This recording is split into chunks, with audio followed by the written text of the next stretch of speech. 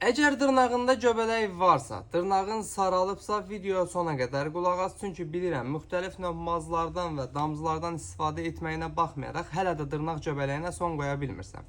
Amma sənə indi elə bir qarışım göstərəcəm ki, evdə özün rahatlıqla hazırlaya biləcəksən və istifadə etdiyin zaman bütün növ dırnaq göbələyinə qısa zamanda son qoyacaqsan. Amma əvvəlcə ekranda gördüyün ürəyi zəhmət olmasa qızart və onun üzərində olan üstəgələ işarəsinə də toxun ki, videoya ehtiyacı olan hər kəsin qarşısına çıxsın. Deməli, 3 diş sarımsaq götürürsən, üzərinə 1 çay qaşığı karbonat, yəni soda əlavə edirsən, onunsa üzərinə 3 çay qaşığı alma sirkəsi əlavə edib qarışdırırsan.